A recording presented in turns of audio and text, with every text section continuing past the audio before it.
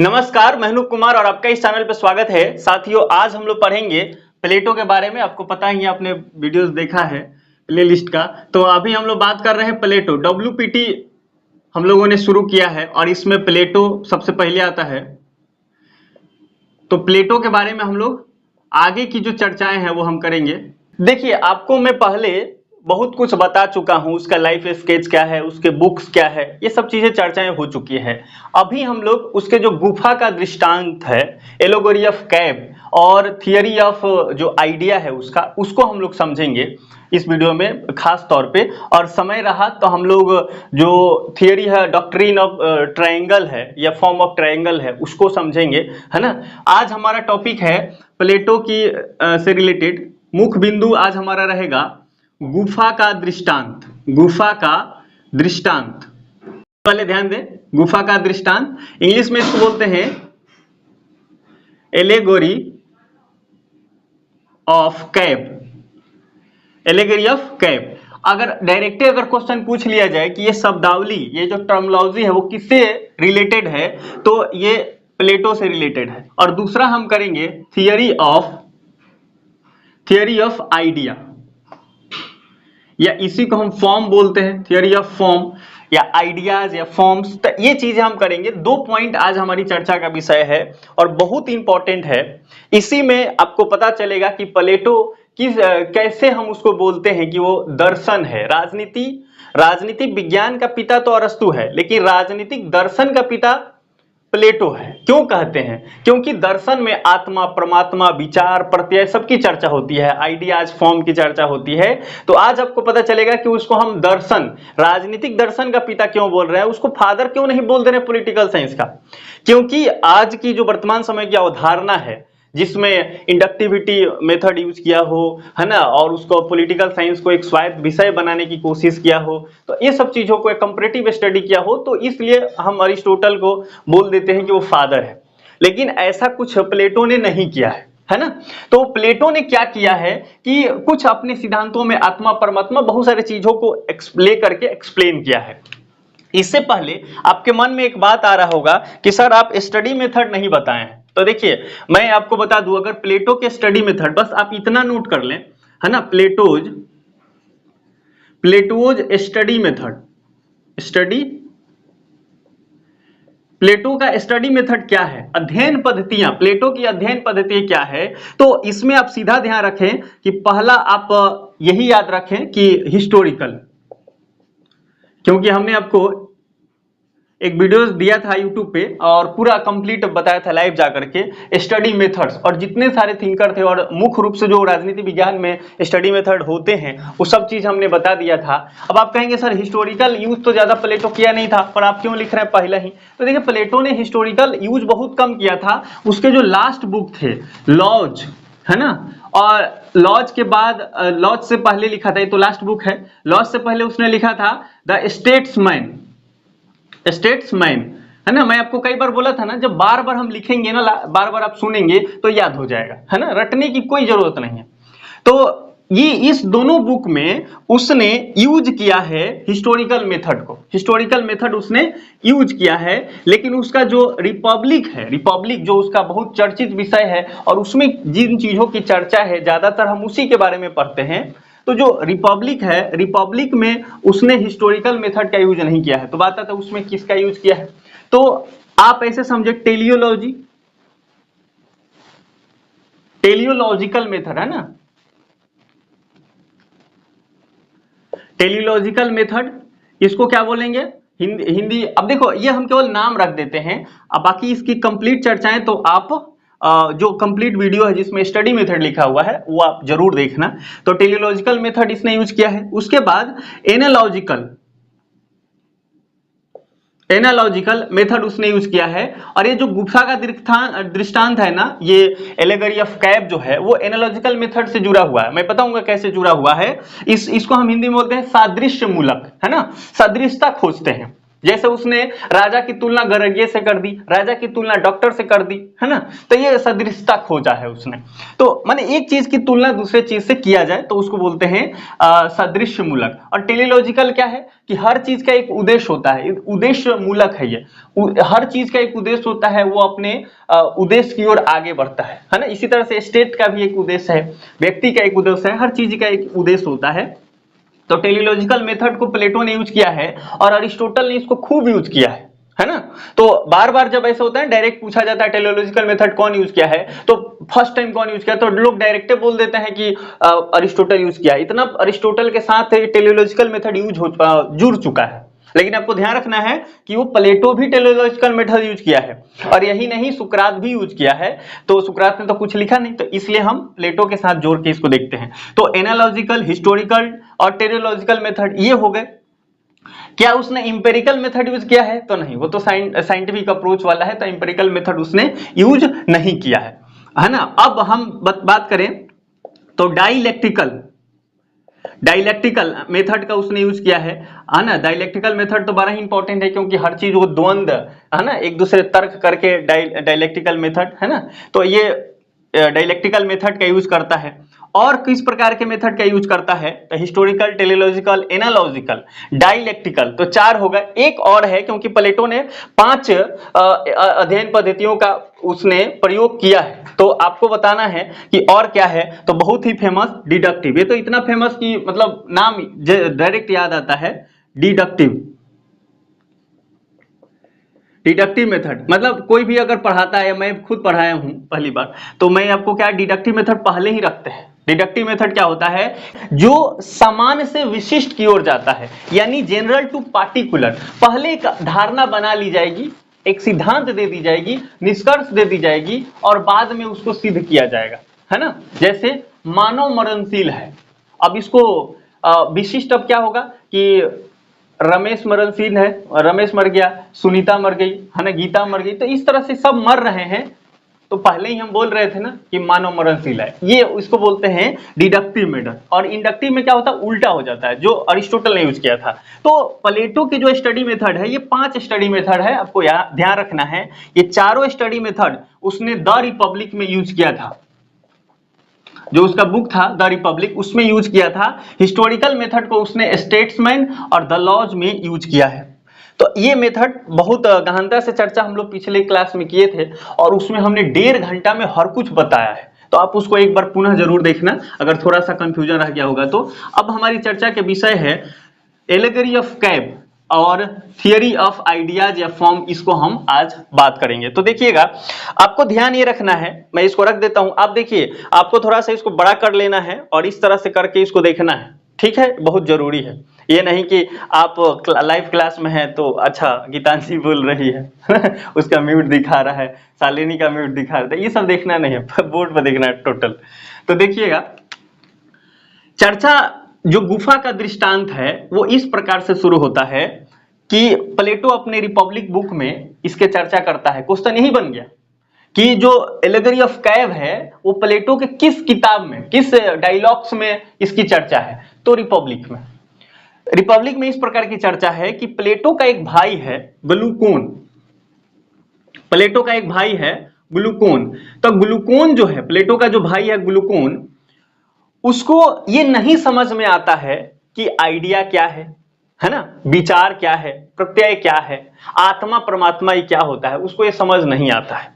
वो अंतर नहीं कर पा रहा है कि ये भौतिक जगत क्या है और ये जो पारलौकिक जगत है वो क्या है ना, या जो प्रत्यय जगत है वो क्या है। तो वो अंतर नहीं कर पा रहा है, उसका जो इनर आई है वो नहीं खुला है, वो डिवाइड जो लाइन है, डिवाइडेड लाइन है, वो नहीं अंतर कर पा रहा, उसको इसकी ज्ञान नहीं है। उसके जो आत्मा है, उसका जो शॉल है, वो डिफरेंशिएट नहीं कर पा रहा, डिफरेंशिएट नहीं कर पा रहा है कि आइडिया क्या है और जो मटेरियल जो जगत है वो क्या है, ये अंतर नहीं कर पा रहा है। मैं अब तक आपको ये बताया हूं कि रिपब्लिक में ये चर्चाएं हैं इस प्रकार की कि प्लेटो का जो भाई है ग्लूकोन, उसको भौतिक जगत और जो आत्मिक जगत है ना, आत्मा परमात्मा विचार, ये सब उसको समझ नहीं आ रहा है कि दोनों में अंतर क्या है।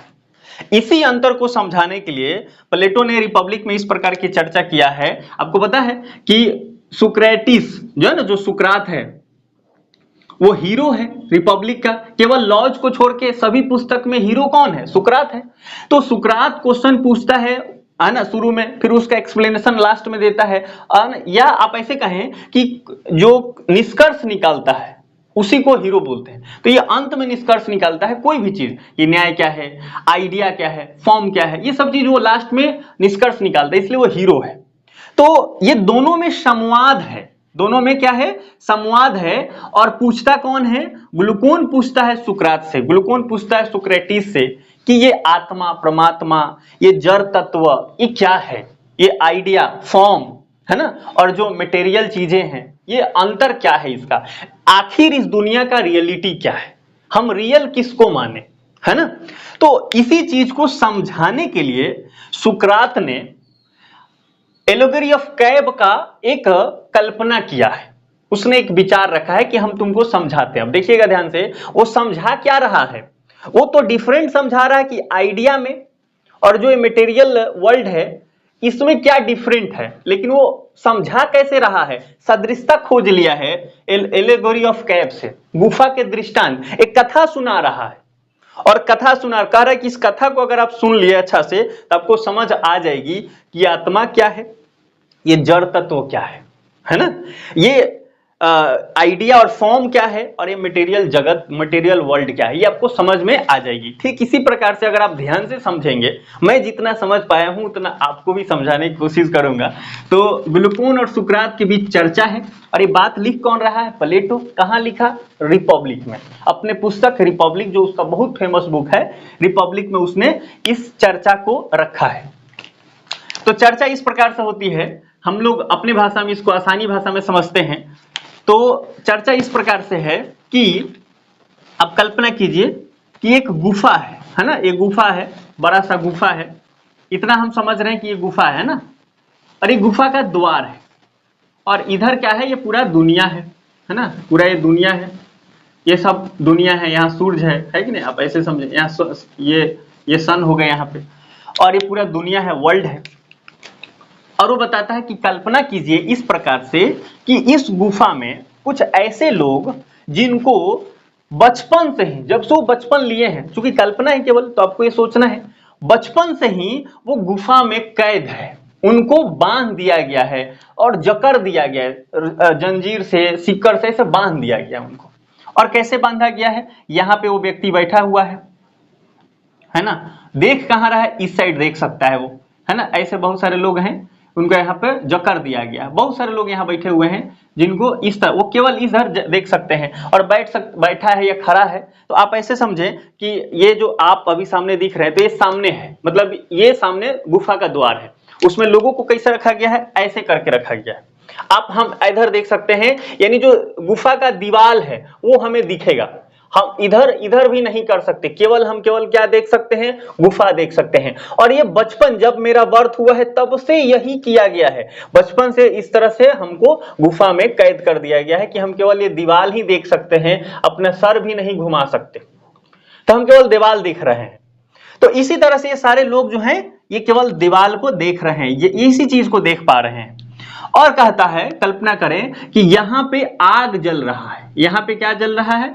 आग जल रहा है। आप ऐसे सूरज भी सोच सकते हैं, सूरज भी सोच सकते हैं कि ये आग जल रहा है, यहाँ पे बहुत बहुत तेज में आग जल रहा है। और क्या हो रहा है? और क्या हो रहा है कि जो यहां से कोई घोड़ा, कोई गाय, कोई बकरी ऐसा आ रहे हैं, जा रहे हैं। तो आप सोचिए, अगर आपके पास ये, आप एज्यूम कीजिए कि ये कोई लाइट सोर्स है और इससे से लाइट निकल रहा है, और इसके बीच में अगर हम ये ला दें तो क्या होगा? इस वस्तु का, इस ऑब्जेक्ट का जो इमेज है, शैडो है, वो रिफ्लेक्ट होके यहाँ बनेगा। देखिए अभी बन भी रहा, हाँ मेरे हाथ का थोड़ा सा आप गौर कीजिएगा, मुझे तो अभी दिख रहा है यहाँ पे थोड़ा थोड़ा इमेज बन भी रहा। लाइट सोर्स वहां पे है, और लाइट सोर्स और ये जो बोर्ड है उसके बीच में हमने हाथ रख दिया है, तो इसका इमेज यहाँ पे, ये शैडो यहाँ बन रहा है, इमेज बन रहा है कि नहीं? बन रहा है कि नहीं? तो इसी प्रकार से लाइट सोर्स है, ये लाइट सोर्स है, इसके बीच में बहुत सारे जो जीव जंतु है, इस पूरा भौतिक जगत में वो सारे जीव जंतु आ रहे हैं, जा रहे हैं। तो जैसे आ रहे हैं तो यहां जिस प्रकार का है ना, इसी प्रकार से यहां पे बन जा रहा है इमेज, उसका शैडो बन जा रहा है, बनेगा, है ना, ये तो कल्पना है, शैडो बन जा रहा है। अगर यहाँ पे छोटा जीव आ रहा है, छोटा जीव आ रहा है तो यहाँ छोटा शैडो बन रहा है। अगर यहाँ पे बड़ा जीव आ जा रहा है तो बड़ा शैडो बन जा रहा है ना। अगर इसी प्रकार से ये अमीबा टाइप को आ गया तो अमीबा टाइप यहाँ पे बन जा रहा है, मतलब यहाँ शैडो बन रहा है। और ये सारे लोग इसी को देख रहे हैं और उनको जकड़ दिया गया, वो इसके अलावा कुछ और देखे ही नहीं। तो अब ये दोनों लोग अपने में प्रतिद्वंदिता करते हैं, अपने में वो लड़ाई झगड़ा भी कर लेते हैं समय समय पे इस परछाई को लेकर के। क्यों? ये क्या कह रहे हैं? ये कह रहे हैं कि देखना अभी पहले आएगा बड़ा, जैसे कोई मान लो ऊंट आ गया तो थोड़ा बड़ा सा है तो बड़ा सा इमेज बनेगा, कोई छोटा बिल्ली आ गई तो छोटा इमेज बनेगा। तो ये अपने में प्रतिद्वंदिता करते हैं कि ऐसा नहीं ऐसा होता है, ऐसा नहीं ऐसा होता है, अब ऐसा होगा, अब ऐसा होगा। जैसे आज हम वर्तमान समय में कहते हैं, अपनी इस भौतिक दुनिया को कैसे कल्पना करते हैं कि ऐसा किया गया तो ये रिजल्ट आया, है ना, रसिया ने यूक्रेन पर लड़ाई कर दिया तो वो अमेरिका उसको सपोर्ट कर रहा है यूक्रेन को। तो इस तरह से ये सारी जो चीजें हम अपने में द्वंद्व कर रहे हैं और लड़ाई झगड़ा कर रहे हैं। तो ये वही समझा रहा है कि इस प्रकार से ये दोनों लड़ाई, ये सब मिल के यहाँ पे लड़ाई झगड़ा कर रहे हैं कि यहाँ पहले ये होगा तो ये होगा, अच्छा कल ये हुआ था तो आज ये होगा, इस टाइप से बातचीत कर रहे हैं। और ये बचपन से यही करते रह रहे हैं, बहुत दिनों तक यही कर रहे हैं, सब दिन यही कर रहे हैं, कई पीढ़ियां इनकी बीत चुकी है इसी प्रकार से।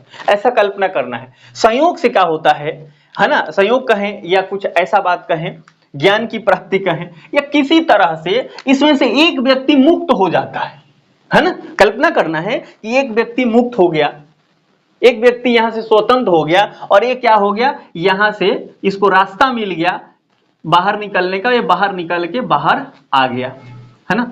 ये व्यक्ति जो है बाहर निकल के आ गया और बाहर निकल के यहाँ पे ये खड़ा होके क्या देख रहा है, ये दुनिया को देख रहा है, ये दुनिया को देख रहा है। अब इसको समझ में आ गई है कि ये आग है, ये जीव है, घोड़ा है, गाय है, कुत्ता है, बिल्ली है, व्यक्ति है, लड़का है, लड़की है ना। और आग के इसका शैडो यहां बन रहा है, जो भी यहां से आ रहे हैं जा रहे हैं उसका शैडो यहां बन रहा है। ये बड़ा खुश हो गया, ज्ञान की प्राप्ति हो गई, और बड़ा खुश हो रहा है कि हम जाके इन सारे लोगों को जो हमारे साथ बंधे थे उन लोगों को बताएं कि देखो आप जो लड़ झगड़ रहे हो ऐसा कुछ रियलिटी नहीं है, रियलिटी तो कुछ और है। तो ये सारे तो आज तक वही देखे हैं, है ना, ये परछाई, और ये आके बोल रहा है कि ये सब परछाई है, रियलिटी कुछ और है। ये बोलने ज्यादा ज्ञान देने की जरूरत ना है, हमको भी पता है क्या है रियलिटी, जैसे आज हम करते हैं।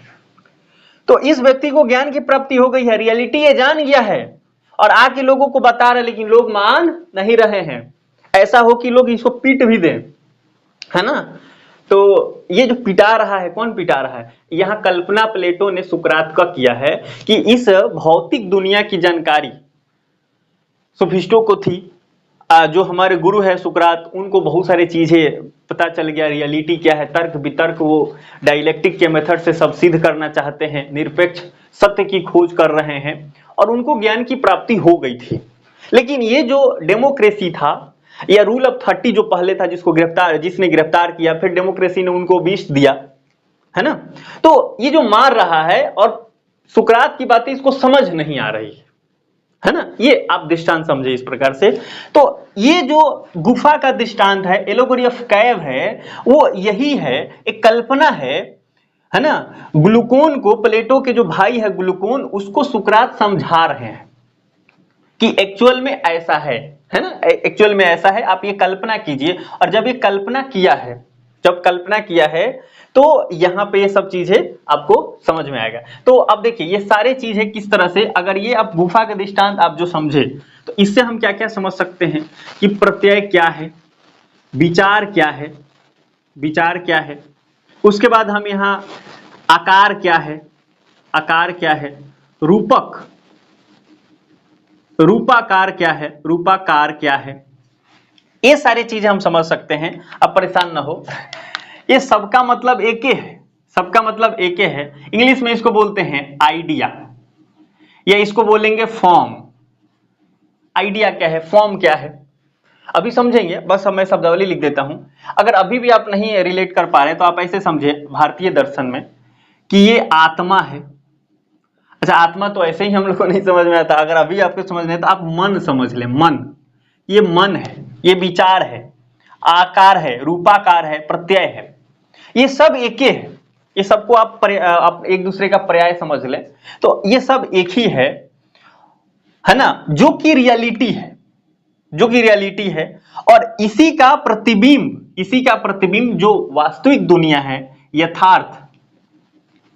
यथार्थ जगत जो है, या वास्तविक दुनिया जो आज हम मानते हैं, वास्तविक दुनिया जो मानते हैं, या भौतिक जगत जिसको हम मानते हैं, भौतिक जगत, 1 मिनट में समझ में आ जाएगा। ध्यान दीजिएगा, जो हम आज देख रहे हैं इस भौतिक दुनिया को, ये यथार्थ जिसको माने बैठे हैं, वास्तविकता माने बैठे हैं, ये सब इस आकार का, इस विचार का, आइडिया का, फॉर्म का प्रतिबिंब है, शैडो है, शैडो है।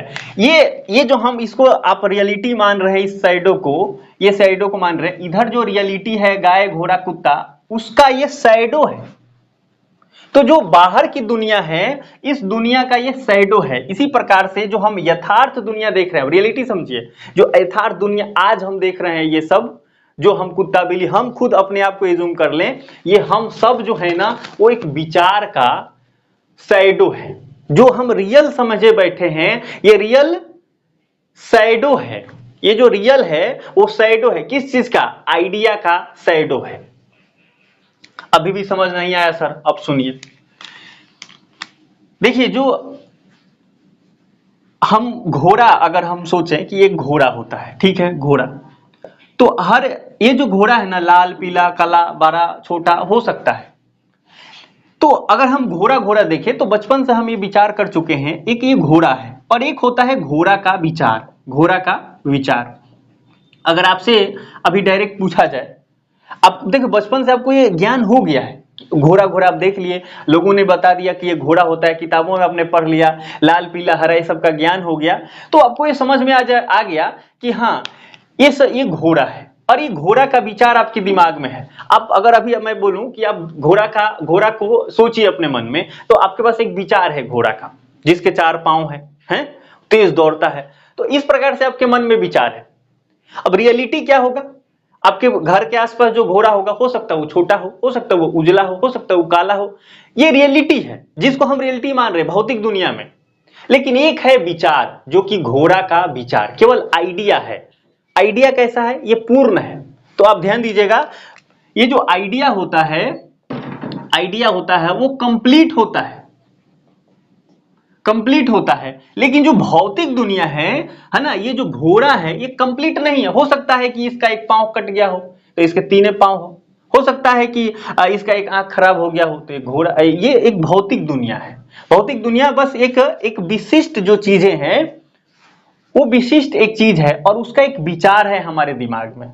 तो घोड़ा का जो विचार है वो यहां पे है, और जो घोड़ा है, पार्टिकल घोड़ा जो है, एक पर्टिकुलर जो घोड़ा है, वो घोड़ा ये भौतिक दुनिया में हमें दिखता है ना। अभी एक और एग्जांपल लेते हैं। अच्छा, अब एक चीज इसमें जोड़ देते हैं। ये जो घोड़ा है, अब प्लेटो बोलता है, ये सुकरात बोलता है, प्लेटो लिखा, सुकरात बोलता है ग्लूकोन से कि हम दुखी क्यों हैं? दुखी इसीलिए है कि हम एक पार्टिकुलर घोड़ा से अपना लगाव रखे हुए हैं। हम एक जो माता है अपने बेटा से लगाव रखा हुआ है, एक बॉयफ्रेंड अपने गर्लफ्रेंड से लगाव रखा हुआ है, ये शब्द मैं बोल रहा हूं। तो इस तरह से वो लगाव रखे हुए हैं। तो हमें पार्टिकुलर लोगों से लगाव नहीं रखना है, हमें मानव से लगाव रखना है, मानवता से लगाव रखना है, एक व्यक्ति से लगाव नहीं रखना है। रमेश, किसी का एक बेटा होगा रमेश, वो व्यक्ति क्या है, इस रमेश से अपना लगाव रखा हुआ है और इस रमेश के लिए जी रहा है, मर रहा है, तो इससे लगाव रखा है। रियलिटी क्या है? हम सब बूंद हैं। बूंद किस प्रकार के? अब जैसे पानी का एक बल्ब होता है, एक बूंद है, पानी का एक बूंद है, छोटा सा बुलबुला ना, पानी का ऐसा, तो उसका जीवन काल क्या है? टाइम पीरियड बहुत थोड़ा देर है। तो हम तो सीधा देख लेते हैं, अच्छा ये क्षरण हो गया, ये खत्म हो गया, नासवान है, तो ऐसा हम तो तुरंत देख लेते हैं। लेकिन हम सब खुद कितना साल के हैं? 60 साल के हैं, तो 60 साल बाद तो हम खत्म हो जाएंगे। इसी प्रकार से कुत्ता बिल्ली घोड़ा, ये दुनिया में जितना चीजें दिख रहा है, सबका एक टाइम पीरियड है। जिस तरह से पानी का जो बुलबुला है उसका एक टाइम पीरियड है, इसी प्रकार सब किसी का टाइम पीरियड है, ये हर चीज खत्म हो जाएगा। जैसे मैं खुद अगर मान लूं अपने आप को 25 साल का, तो आगे जो शेष जीवन है मुझे भी नहीं पता, लेकिन एक टाइम पीरियड होगा निश्चित, इतना दिन बाद ये खत्म हो जाएगा। इसी तरह से हर कोई, हर चीज, हर फूल, हर पत्ती, हर चीज का एक निश्चित टाइम पीरियड है, वो उतना दिन में वो खत्म हो जाएगा। तो एक व्यक्ति अगर हमारे घर वाले अगर हमसे लगाव रखे हुए हैं, तो अगर जैसे हम जाएंगे तो हमारा वो जो घर वाले हैं उनको दुख होगा। लेकिन अगर वो मानवता से, मानव के विचार से लगाव रखते कि हाँ मानव होता है, और ये पूरी दुनिया कहूं वो चूंकि मानव से लगाव रखे हैं, मानवता से लगाव रखे हैं, तो पूरा दुनिया को वो अपना मान रहे हैं, तो उनको दुख नहीं होगा, क्योंकि एक व्यक्ति जाने से और लोग तो हैं, है ना। तो एक व्यक्ति से लगाव नहीं रखना है, किसी पार्टिकुलर घोड़ा से लगाव नहीं रखना है, पार्टिकुलर किसी कुत्ता से लगाव नहीं रखना है, हमें पूरी समस्त जाति से लगाव रखना है, पूरी। अब देखो गौतम बुद्ध जो है वो घर त्याग दिए, अपने पत्नी बेटा सबको त्याग दिए। क्यों त्याग दिए? उन्होंने मानवता को एक्सेप्ट कर लिया, उनका जो ज्ञान है वो व्यापक हो गया, उनके अंदर की जो आंखें थी, इनवर्ड आई थी, जो इनवर्ड आई था अंदर की ना भीतरी आंखें, भीतरी आंखें, इनवर्ड आई, वो खुल गया। इनवर्ड आई खुल गया। उन्होंने जो डिवाइडेड लाइन है, विभाजन रेखा है, वो समझ गए कि रियलिटी क्या है और झूठ क्या है, वो समझ गए। तो ये आप समझें कि एक व्यक्ति जब किसी विचार से लगाव रखेगा तो उसको दुख नहीं होगा, क्योंकि विचार तो यूनिवर्सल है, वो हमेशा रहेगा, शाश्वत है। लेकिन एक जो पर्टिकुलर चीज है वो एक टाइम पीरियड फिक्स है, वो खत्म हो जाएगा। तो कोई भी व्यक्ति है अगर उसको सुखी रहना है तो हमको लगाव कैसे रखना है? उसके विचार से। हम किसी एक पर्टिकुलर चीज से लगाव न रखें, हम पूरी सृष्टि से लगाव रखें, है ना, उसके विचार से लगाव रखें, क्योंकि विचार कभी खत्म नहीं होगा। तो अगर हम ऐसे नेट सेल में कहे, एक माँ है, उसके जो कोख से या उसके जो पेट से जो बेटा जन्मा है, डॉटर या जो सन है उसका जो बेटा जन्मा है, वो इससे लगाव ना रखे, केवल इससे लगाव ना रखे, वो मानव जाति से लगाव रखे, वो सभी को अपना माने, तो ये तो खत्म हो जाएगा। निश्चित टाइम पीरियड है, लेकिन मानव तो रहेगा, ये तो हमेशा रहेगा, है ना। यानी जो मानव का विचार है उससे वो लगाव रखे। तो और अपने फनी लैंग्वेज में एक लाते हैं एग्जांपल। एक मान लीजिए कि कोई गर्लफ्रेंड है ना, कोई लड़का है, लड़का ले लेते हैं, एक लड़का है, उसका एक कोई गर्लफ्रेंड होगी, कोई लड़की होगी जिससे वो प्यार करता होगा, तो वो इससे लगाव न रखे, है ना। अब ये लड़की नहीं, यहाँ पे कोई नाम ले लेते हैं, जैसे सलोनी एक हमने नाम लिख दिया, है ना। यहाँ पे कोई लड़का है, उसका एक पार्टिकुलर नाम ले लेते हैं, रमेश है। चलो, तो ये जो रमेश है या ये पी नाम का कोई इंसान है, तो ये जो इंसान है वो इससे प्यार कर रहा है। जब ये डेथ हो जाए, इसका तो अंतिम है, किसी ना किसी दिन तो मरेगी ही, तो ये उसका देहांत हो जाएगा। या अभी ये जी रहा है लेकिन इसका देहांत हो गया, तो इसको दुख होगा। क्यों? क्योंकि उसको इससे लगाव था। इसको करना क्या चाहिए था? इसको करना क्या चाहिए? पूरी समस्त लड़कियों से लगाव रखना चाहिए, मतलब वो भी सबको एक समान देखे, है ना, समस्त लोगों को एक समान देखे, मतलब किसी पार्टिकुलर लोगों से लगाव नहीं होना चाहिए, हर किसी को अब समान मानना है। तो इसको हम बोलेंगे कि आपका इनवर्ड आई जो है वो खुल चुका है, भीतरी आंखें आपकी खुल चुकी है, आप विभाजित करना सीख चुके हैं कि रियलिटी क्या है और झूठ क्या है, यानी डिवाइडेड लाइन आप जान चुके हैं।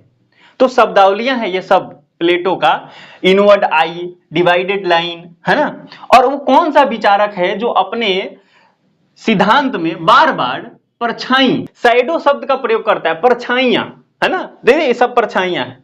तो ये जो व्यक्ति है उसका नाम है प्लेटो। तो इतनी सारी बातें तो हम लोग अभी चर्चा कर लिए, है ना, कि एलोगरी ऑफ कैव हमने समझ लिया। एलोगरी ऑफ कैव क्या है? एक दृष्टांत है, गुफा का दृष्टांत इसको बोलते हैं, रूपक कथा बोलते हैं इसको। ग्लूकोन को सुना रहा है सुकरात, प्लेटो ने इसका चर्चा रिपब्लिक बुक में किया है। इतने आपको ध्यान रखना है। कैसा है चर्चा कि एक गुफा है, उसमें लोगों को जकड़ दिया गया है जो केवल दीवार को देख सकते हैं, बाहर आग जल रहा है, यहाँ आग की जगह पे आप सूर्य कल्पना कर सकते हैं। गुफा के जो गेट है उससे बहुत सारे जीव जंतु आते हैं जो इस भौतिक दुनिया के हैं, और उसका परछाई यहाँ पे बनता है। तो ये है एलोगरी ऑफ कैव, गुफा का दृष्टांत, परछाई बनता है।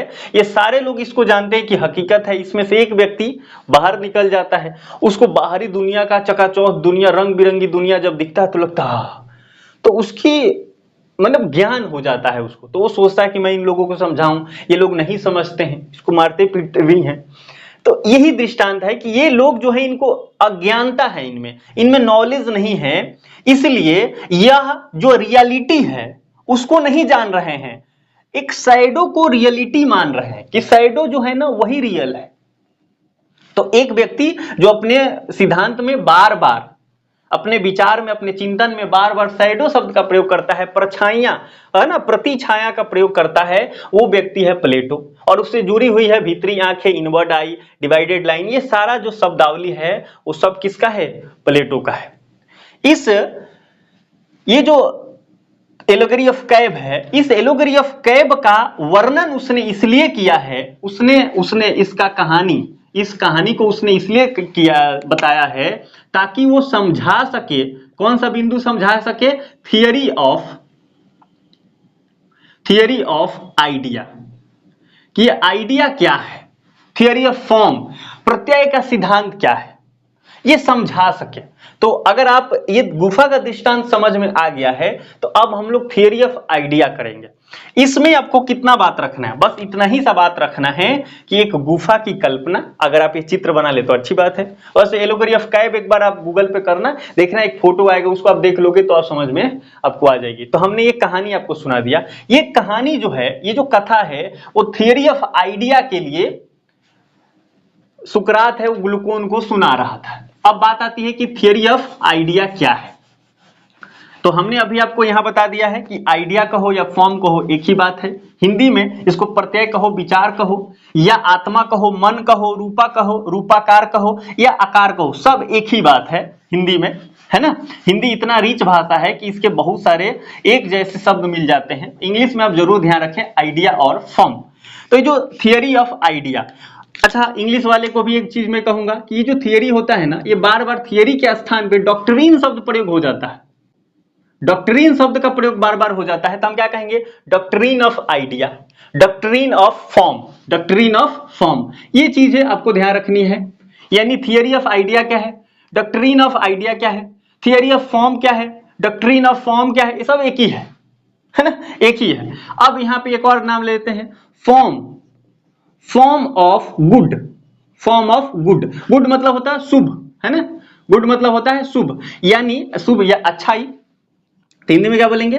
अच्छाई का विचार। फॉर्म क्या है? विचार है, प्रत्यय है, आकार है, यानी अच्छाई का आकार, अच्छाई का विचार। और गुड को हम लोग अच्छाई के स्थान पे और हम लोग शुभ भी बोलते हैं, तो शुभ का विचार, शुभ का विचार। मैं आपको बस इतना बता रहा हूं कि ये जो थियरी है, theory of idea, theory of form, doctrine of idea, doctrine of form, form of good, अच्छाई का विचार, शुभ का विचार, form of justice, form of justice, न्याय का विचार, ये सब एक ही है, ये सब एक ही है, बस शब्दावली बदल रहा है ना।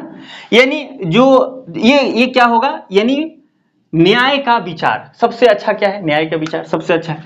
अब ये, अब कल्पना आप यहाँ ये जो भी हमने कहानी आपको कल्पना में सुनाया, अब रियलिटी समझना है कि थियरी ऑफ आइडिया क्या कहता है। आपको भी पता है, मैं आपको बेसिक में एक बात समझाया था कि जो पूरा दुनिया है, सृष्टि है, इसमें बहुत सारे विचारक हैं और बहुत दिन से इस पे विवाद चल रहा है कि आत्मा यानी आइडिया यानी फॉर्म, प्रत्यय, ये सच है कि जड़ तत्व सच है, इस संसार का मूल तत्व क्या है। तो कुछ लोग जड़ तत्व को इंपॉर्टेंट मानते हैं, जैसे कार्ल मार्क्स है, हॉब्स है, बहुत सारे लोग यहाँ ये इसको सच मानते हैं। आत्मा को बहुत सारे लोग सच मानते हैं, प्लेटो है आत्मा को सच मान रहा है ना। अरिस्टोटल है, आइडिया आत्मा को सच मान रहा है। यानी यहाँ हीगेल भी है, हीगेल भी है जो आत्मा को सच मान रहा है। यानी इस पूरी दुनिया का जो मूल है, मूल तत्व है, वो आत्मा है, यानी आइडिया है, विचार है, फॉर्म है। इस सृष्टि का निर्माण इसी से हुआ है, रियलिटी ये है। लेकिन हम इस जड़ तत्व को सच माने बैठे हैं। ये वाले लोग बोलते हैं, ये क्या बोलते हैं? ये बोलते हैं आत्मा, विचार, आइडिया, फॉर्म ऐसा कुछ न होते, सब झूठ झूठ की बातें हैं, है ना। जो है वो यही है, ये इहलोक है, पारलौक, आत्मा, परमात्मा कुछ नहीं होता, जो है यही है। ऐसा विचार रखने वाला कौन है? कार्ल मार्क्स भी है, जो इकोनॉमी को महत्व देता है। चार्वाक, हमारे भारतीय दर्शन में चार्वाक है जो बोलता है कर्जा लो घी पियो, है ना, यत जीवेत सुखम जीवेत ऋण कृत्वा घी पीबेत, है ना, ऐसा उसका मानना है। यानी ये कहते हैं कि कर्ज लो घी पियो, है ना, और ये मत सोचो, मतलब जो है इस शरीर को सुख देना है, यही दुनिया सच है। ऊपर क्या है हम भी नहीं जानते और कोई नहीं जानता, ये लोग मानते हैं। और ये क्या कहते हैं? ये जो जड़ पदार्थ है यही सच है, बाकी सब झूठ है। ये क्या कहते हैं? ये कहते हैं कि आत्मा, आइडिया, फॉर्म, विचार, प्रत्यय, आकार, रूपाकार, ये सच है। ये सब जो जड़ पदार्थ जो हमको दिखता है वो इसका शैडो है, यानी जो हमको रियलिटी में दिखाई देता है, जो रियल है वो शैडो है आइडिया का। ये बातें, ये विचार चलता है।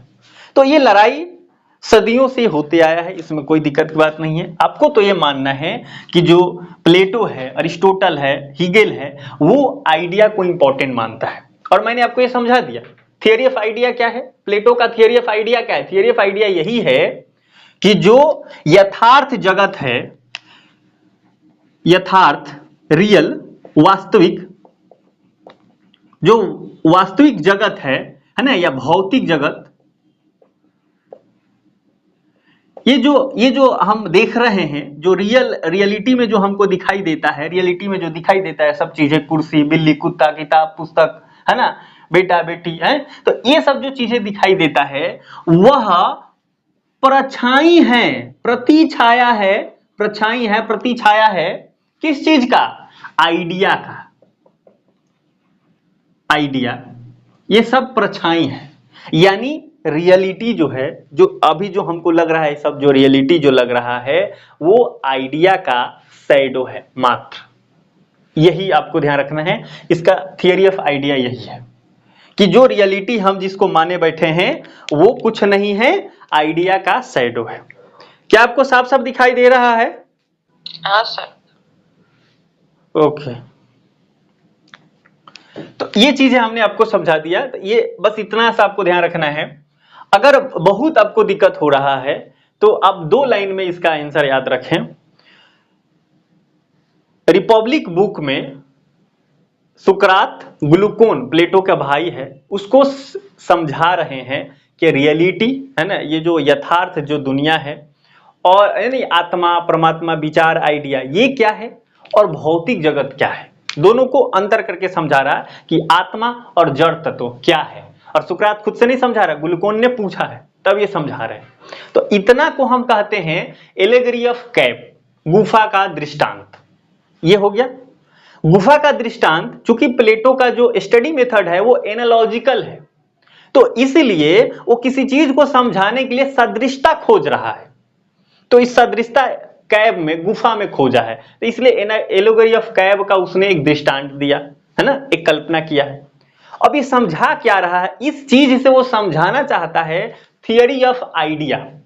और थियरी ऑफ आइडिया ये समझा रहा है, थियरी ऑफ आइडिया में वो कह रहा है, डॉक्ट्रिन ऑफ आइडिया में ये बात कह रहा है कि जो पूरा दुनिया हम जिसको हकीकत मान बैठे हैं ये हकीकत नहीं है, ये तो आइडिया का शैडो है ना, जो प्रत्यय है, जो विचार है, उसका एक प्रतिबिंब है। ये सब अनस्वर है, नास्वर है, ये सब मिथ्या है, ये सब झूठा है, ये सब खत्म हो जाएगा एक दिन।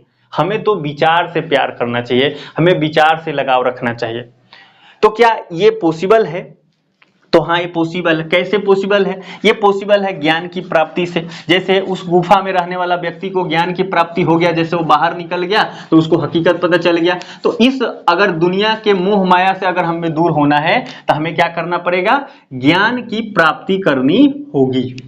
ज्ञान की प्राप्ति करनी होगी। और इसी थियरी ऑफ आइडिया में वो कहता है कि सद्गुण ही ज्ञान है, सद्गुण ही ज्ञान है, इंग्लिश वाले घबराए नहीं, सद्गुण ही ज्ञान है और ज्ञान ही सद्गुण है, ज्ञान ही सद्गुण है। अच्छा अब देखो इस लाइन की चर्चा कहां है, रिपब्लिक बुक में। सद्गुण ही ज्ञान है और ज्ञान ही सद्गुण है ना। यानी virtue is knowledge, virtue is knowledge and knowledge is virtue, knowledge is virtue. समझिएगा इसको। कह रहा है प्लेटो कि जो ज्ञान सद्गुण है और जो ज्ञान है वो दोनों अलग अलग नहीं है। जो व्यक्ति सद्गुणी है उसमें ज्ञान होता है, और यदि व्यक्ति ज्ञानवान है तो वो सद्गुणी होता है। ये दोनों एक साथ रहते हैं। अब आपको समझ नहीं आया, सद्गुण आके गड़बड़ हो गया, तो सद्गुण को पहले मैं आपको समझाता हूं। देखिए जो सद्गुण है एक शब्द है, इसका अगर हम डायरेक्ट अर्थ निकालना चाहें तो इसका अर्थ होता है अच्छाई। सद्गुण का अर्थ क्या है, अच्छाई या उत्कृष्टता, अच्छाई या उत्कृष्टता, अच्छाई या उत्कृष्टता। उत्कृष्टता क्या होता है, एक्सीलेंस, है ना, एक्सीलेंस होता है। यानी इस सद्गुण का अर्थ जो है अच्छाई, उत्कृष्टता या एक्सीलेंस है। ये आया कहां से है, तो देखिए अरेट, अरेट या हिंदी वाले इसको देखेंगे अरैती शब्द है। ये जो शब्द है वो यूनानी शब्द है, यूनानी शब्द है, यूनानी शब्द है, यूनानी। ये जो अरेट या यूनानी शब्द है इसी से निकला है कौन, वर्चू। ठीक है, आप समझिए अरेट एक यूनानी शब्द है, अरेट या अरैती एक यूनानी शब्द है जिसका अंग्रेजी हो गया वर्चू। इस वर्चू को हम हिंदी में या जो हमारे जो संस्कृत का शब्द है ऐसे कहें, इसमें सद्गुणी होता है। सद्गुण जो है, सद्गुण जो है उसका अर्थ होता है अच्छाई या उत्कृष्टता। इस अच्छाई या उत्कृष्टता ये सारे जो शब्द आ गए हैं, अरेट, वर्चू, सद्गुण, अच्छाई, उत्कृष्टता, एक्सीलेंस, एक ही है, एक ही है। अब सद्गुण आपको समझ में आ गया है, मतलब अच्छा गुण, जो अच्छा हो, जिसका प्रशंसा किया जा सके, गजब, है ना, अच्छा गुण होना चाहिए। तो ये जो व्यक्ति है सद्गुणी, अच्छा व्यक्ति कैसे हो सकता है ना, इस पे आप ध्यान केंद्रित कीजिए कि जो सद्गुणी है, जो व्यक्ति अच्छा है उसमें ज्ञान है तभी वो अच्छा है। जिसको आइडिया ये सब का ज्ञान हो गया है, वो डिवाइडेड लाइन जान चुका है, उसके इनवर्ड आई खुल चुके हैं, वही व्यक्ति सद्गुण है। नहीं तो वो तो फिर भौतिक चीजों में फंस जाएगा, जड़ तत्वों को सच मानने लगेगा। जो व्यक्ति सद्गुण है उसमें ज्ञान है, और जिसमें ज्ञान है वो सद्गुण है, वो सद्गुणी है ना। तो सद्गुण ही ज्ञान है और ज्ञान ही सद्गुण है। Virtue is knowledge and knowledge is virtue. जो व्यक्ति जिसमें वर्चू है नहीं, वो ज्ञानवान है, जिसमें ज्ञान है वो वर्चू है उसमें, ये एक दूसरे से जुड़ा हुआ है। तो सद्गुण ही ज्ञान है और ज्ञान ही सद्गुण है। इसका अर्थ क्या है, ये अरेट यूनानी शब्द से निकला है ना। इसका अगर हम और एक्सप्लेन करें तो अच्छाई या उत्कृष्टता इसका मतलब होता है ना। और एक चीज आपको मैं बता दूं, यहीं पे जो प्लेटो है ये सद्गुण को सर्वश्रेष्ठ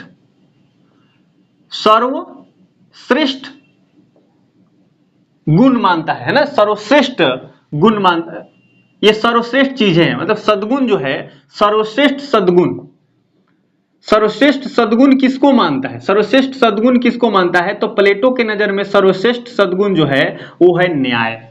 सर्वश्रेष्ठ सबसे अच्छा सद्गुण न्याय है। सबसे अच्छा सद्गुण क्या है, न्याय है। ये भूलना नहीं है, प्लेटो के नजर में सर्वश्रेष्ठ सद्गुण है ना, हमने सुपर, आप ऐसे समझो बेटर, बहुत बढ़िया जो वर्चू है, वो सबसे अच्छा वर्चू क्या है, वो न्याय है। अच्छाई क्या है, न्याय है। न्याय ही तो करना है, सब खेल तो न्याय के लिए ही हो रहा है। इसीलिए तो जो रिपब्लिक है उसका नाम है, उपशीर्षक है कंसर्निंग जस्टिस, है ना, कंसर्निंग जस्टिस। तो सब खेल न्याय के लिए हो रहा है, और प्लेटो ये न्याय स्थापित करना चाहता है कि नहीं। ये होगा कैसे, इसके लिए वो आइडियल किंग बनाना चाहता है, वो दार्शनिक राजा, फिलोसफर किंग बनाना चाहता है।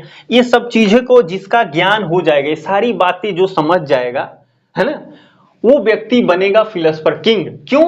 वो इसलिए बनेगा क्योंकि इस समाज के जो भौतिक चीजें हैं, धन है, संपदा है, स्त्री है ना, इसी तरह से और भी बहुत सारा अपना पराया, छोटा बच्चा, बेटा बेटी, ये सब जो उलझने हैं, वो व्यक्ति अगर ये आइडिया, थ्योरी ऑफ आइडिया, आत्मा परमात्मा, इनवर्ड आइज है ना, उसकी अगर ये खुल जाए, वो ज्ञानवान अगर हो जाए, सद्गुणी हो जाएगा, तो वो ये सबसे लगाव उसका हट जाएगा, वो पूरी मानवता को ही अपना मानेगा। और वैसा व्यक्ति जब राजा बनेगा तो इस दुनिया में न्याय स्थापित होगी। वो ऐसा चाहता है। तो हम ऐसे ध्यान रखें कि जो प्लेटो का थियरी ऑफ आइडिया है, वो बुद्ध और महावीर पैदा करना नहीं है। वो ना चाहता है कि बुद्ध और महावीर पैदा हो और संन्यास ग्रहण कर ले, राजा ना बने, ऐसा नहीं चाहता। वो चाहता है राम और कृष्ण बने, कि ज्ञान लेने के बाद शासन करे और इस दुनिया में जो उसका राज है उसका संचालन बहुत बढ़िया से करे, है ना। तो थियरी ऑफ आइडिया का जो उद्देश्य है वो महावीर और बुद्ध को बनाना नहीं है, वो राम और कृष्ण के जैसा एक अच्छा दार्शनिक राजा बनाने का विचार है। और जो दार्शनिक राजा है ना, आप देखो गीता में भी इसका चर्चा है। जो कृष्ण है उनको आइडिया, ये सब चीजों का ज्ञान है। जब अर्जुन बोलता है कि मैं सब हमारे घर वाले ही हैं, मैं किस पे बांध चलाऊं, तो क्या बोलते हैं अर्जुन, ये सब आपको लग रहा है, आप मोह माया में है। वो बहुत ज्ञान देते हैं, गीता की ज्ञान देते हैं, बताते हैं कि ये सब लोग पहले ऐसे थे वैसे थे, आपका ये था, ये तो बस एक है ना, न्याय की प्राप्ति के लिए आप काम कीजिए, ये सत्य की जीत है, सत्य की जीत होनी चाहिए, है ना। और किसी तरह से करके धनुष चलवा ही देते हैं। तो वो इसमें समझाते क्या है कि ये जो आपका संबंध है ना, पर्सनल संबंध है, इसलिए आपको लग रहा है आप इन्हीं को सच माने बैठे हो, इसलिए आपको लग रहा है कि आपको दुख हो रहा है। आप मानवता से, है ना, मानव के विचार से आप लगाव रखिए, फिर आपको दुख नहीं होगा, फिर न्याय और ये सत्य की स्थापना हो पाएगी। तो प्लेटो जो है वो थियरी ऑफ आइडिया दे रहा है। ये सब चीजें वो व्यवस्था इसलिए कर रहा है ताकि वो फिलोसफर किंग बना सके, और फिलोसफर किंग के माध्यम से वो जस्टिस की स्थापना कर सके इस पूरे समाज में। और ये जो ज्ञान देना, चूंकि ये जो आइडिया, जो थियरी ऑफ आइडिया है, वो ज्ञान कैसे प्राप्त होगा, पढ़ाना पड़ेगा। इसके लिए उसने एजुकेशन सिस्टम दिया है, तो उसमें काफी दिनों तक पढ़ाने की बात किया है। आपको भी पता है 35 साल तक ले तो पढ़ाता है, हम इस पे चर्चा करेंगे आगे। 35 वर्ष तक ले तो पढ़ा रहा है, उसके बाद 35 से 50 साल, है ना, ये बीच में लगभग 15 साल वो डायलेक्टिकल मेथड, तर्क वितर्क करके, है ना, जो आइडिया, प्रत्यय, फॉर्म, वहां तक पहुंचा दे रहा है व्यक्ति को एजुकेशन सिस्टम के माध्यम से। 50 साल तक पढ़ा रहा है ना, स्टेट कंट्रोल सिस्टम में। तो अब जो व्यक्ति 50 साल बाद जो व्यक्ति जो ज्ञानवान हो चुका है, सद्गुणी हो चुका है, अब ये व्यक्ति जब राजा बनेगा तो जस्टिस की स्थापना हो पाएगी, है ना, तब आएगा एक न्यायी राज। तो ये सारी बातें हैं। अब देखिए, अब ये सारी बातें तो मैं आपको समझा दिया। अब कभी भी जीवन में कभी भी कोई कुछ शब्द आएंगे आपके सामने तो आप परेशान ना होंगे, आपको सीधी आपको याद है, रटने की कोई बात नहीं है। बाकी आपको बहुत सारे जगह पे या फिर आप खुद से जब पढ़ते तो आपको बहुत सारी चीजें अगर स्पष्ट नहीं होती तो याद करना पड़ जाता कि ये शब्दावलियां किसके, आपको परेशानी नहीं है। अब घुमा फिरा के कुछ भी पूछेगा आप आसानी से इसको कर लेंगे, है ना। अब आपको याद है, क्या याद है, एलेगोरी ऑफ कैब किससे जुड़ा हुआ है,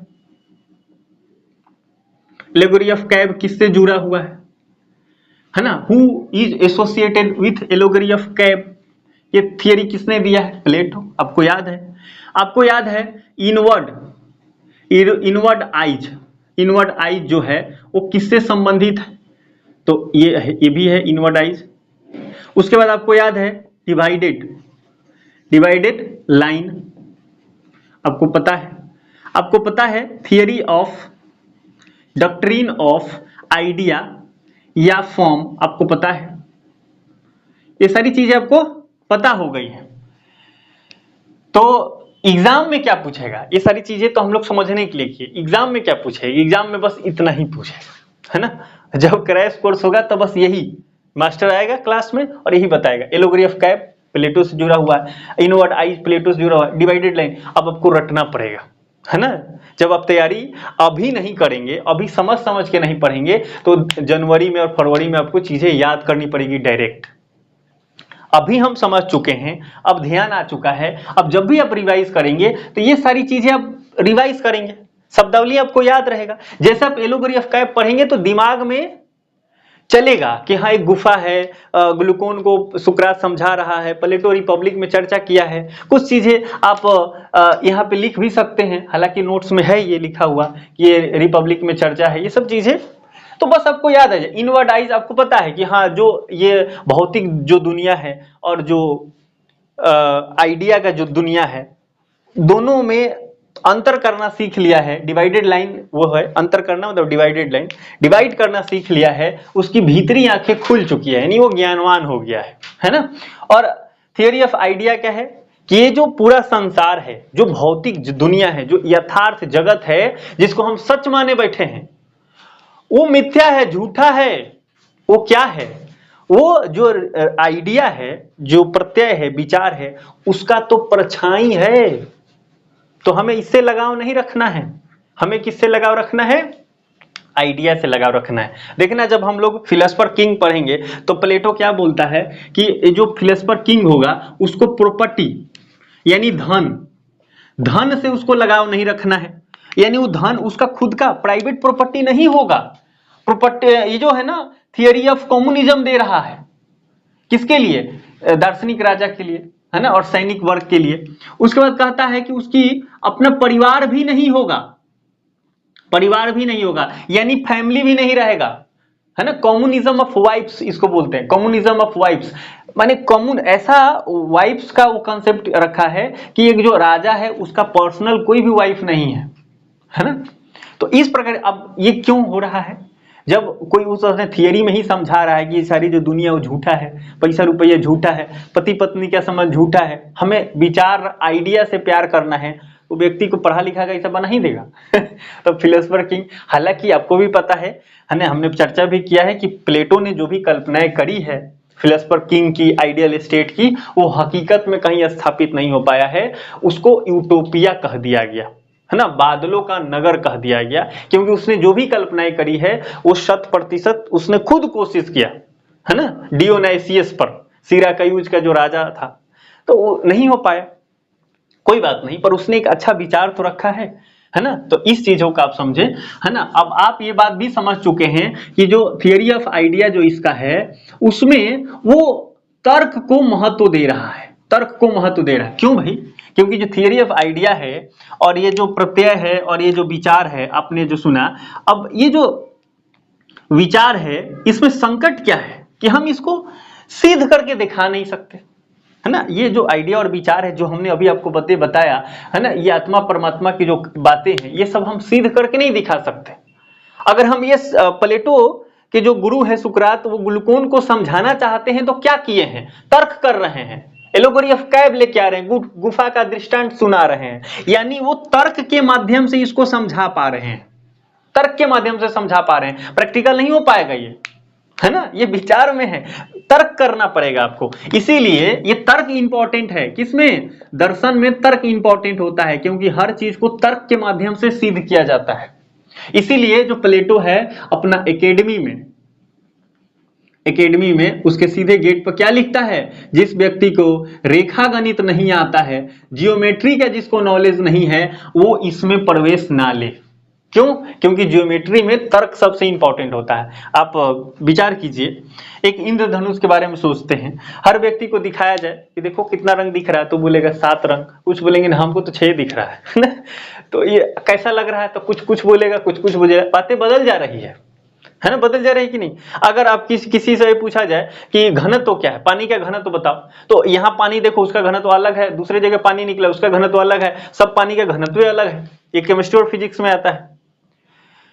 लेकिन सबसे जो इंपॉर्टेंट है, जो बदलता नहीं, यूनिवर्सल टाइप होता है, वो कहां होता है? ज्योमेट्री में। ज्योमेट्री में होता है। कैसे सर? ये ज्योमेट्री में इसलिए होता है क्योंकि त्रिभुज के 3 कोनों का योग कितना होता है? 180, है ना, 180 डिग्री होता है। सिद्ध करो, और हर किसी को पता है, और इस पर कोई चैलेंज नहीं है, पाइथागोरस के समय से ही चल रहा है ना, पाइथागोरस के समय से ही चल रहा है त्रिभुज के तीनों कोनों का योग 180 डिग्री, है ना। पाइथागोरस प्रमेय भी आपने अलग से पढ़ा होगा, वो जो 10वीं में जो ज्योमेट्री पढ़ते हैं उसी ज्योमेट्री में ये सारे पाइथागोरस का थ्योरम है, जो त्रिभुज के तीनों कोण है उसका योग 180 डिग्री है, ये सब चीजें सिद्ध कर दी गई है। आप कहो कि दिखाओ, ऐसा कहाँ होता है, त्रिभुज तो हम ऐसे ऐसे बनाते हैं, दुनिया में कुछ है क्या ऐसा, नहीं, ऐसा हम उसका कल्पना है ये, है ना, तर्क है, और इसको हम दिखाते हैं कि यहाँ 60 डिग्री है और 180 डिग्री हो रहा है, और इसको हम अलग जगह पे यूज करते हैं, इसका इंप्लीमेंटेशन होता है अलग, है ना, एप्लीकेशन हम इसका कर पाते हैं। लेकिन ये जो त्रिभुज है वो क्या है, तर्क से सिद्ध किया जा रहा है कि तीनों कोण 180 डिग्री है, और उसको सिद्ध करना ही है, उसमें कोई शक नहीं है। कोई भी ज्ञानवान हो, थोड़ा जानका हो, नहीं जानका हो, छोटा हो, लंगड़ा हो, बूढ़ा हो, लड़का हो, हर किसी को त्रिभुज का जो तीनों कोण का जो योग है वो 180 कहना ही पड़ेगा, और इसमें कोई चैलेंज भी नहीं है। ये जो है ना पाइथागोरस के समय से ही चल रहा है, ज्योमेट्री में चीजें बदलती नहीं, तर्क से चलता है, सिद्ध किया जा चुका है इसको, है ना। अब पाइथागोरस आया तो थोड़ा इसके बारे में जान लेते हैं। पाइथागोरस जो है ना, पाइथागोरस प्लेटो से भी पहले है।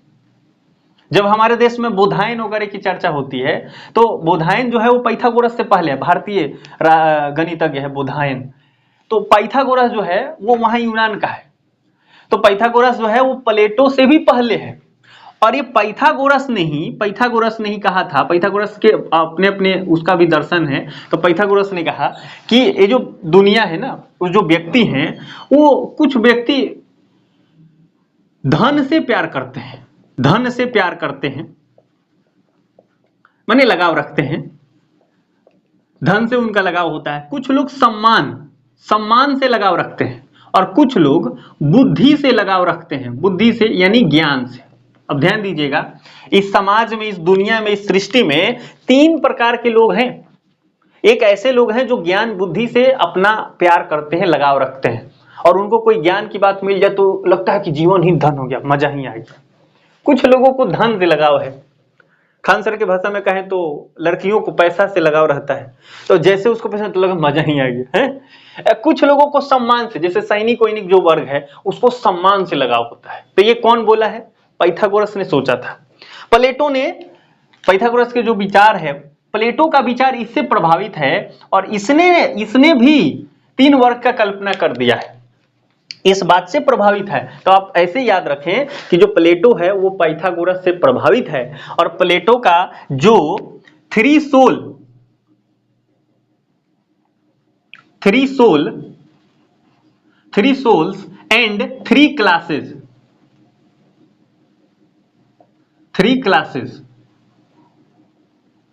है ना, ये क्या है, 3 आत्मा या 3 आत्माएं एवं 3 वर्ग का सिद्धांत, इसकी चर्चा अब हम करेंगे। ये थियरी हो गया, theory of 3 soul and 3 classes. जो प्लेटो का 3 आत्माएं एवं 3 वर्ग का सिद्धांत है वो किससे प्रभावित है, पाइथागोरस से प्रभावित है। और 3 सोल और 3 क्लासेस जो है, इसी को हम बोलते हैं थियरी ऑफ ट्रायंगल।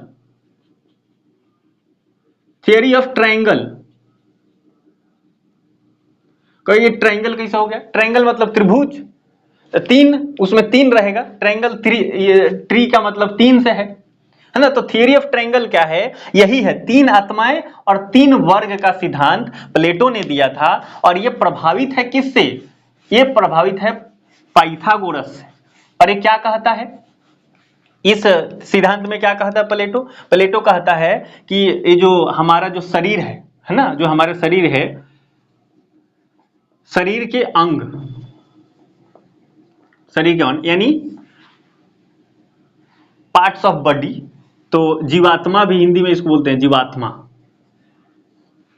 तो इसमें देखिएगा ये शरीर का अंग है, क्या क्या होता है, मस्तिष्क एक है हमारे शरीर का अंग, एक अंग है हृदय, हार्ट, और एक अंग है पेट।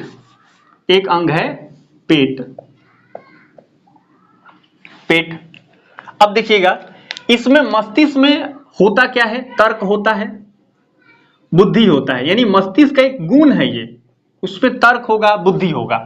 जो हृदय होता है इसमें होता है साहस, हृदय में, हृदय का गुण है कि साहस होता है। और पेट जो है इसमें क्या होता है? इसमें होता है भूख। पेट में क्या होता है? होता है भूख। पेट में होता है भूख। अब देखिएगा, हृदय में तो साहस है, पेट का भूख है, और मस्तिष्क का तर्क है और बुद्धि है। इसी तर्क और बुद्धि से प्लेटो ऐसा कहता है कि तर्क और बुद्धि जो है यानी विजडम, विवेक, ये विजडम की उसने कल्पना किया है। और साहस से उसने, है ना, साहसी या साहस जो हम करेज बोलते हैं, करेज का उसने कल्पना किया है। और यहां से टेम्परेंस, इसकी कल्पना किया है ना। ये क्या है? विजडम, करेज और टेम्परेंस क्या है? ये है वर्च्यू। वर्च्यू मतलब सद्गुण। यानी देखिएगा, हमारे जो शरीर है, इस शरीर में मस्तिष्क, हृदय, पेट है, शरीर का अंग है। इस मस्तिष्क में विवेक होता है, विजडम होता है, हृदय होता है, उसमें करेज होता है, पेट में होती है भूख। और अब भूख तो है कि आप जितना खूब खाइए पीजिए, लेकिन एक होता है कंट्रोल, संयम, है ना। ये टेम्परेंस का जो हिंदी होता है संयम, यानी आपको कंट्रोल करना है उसमें, है ना।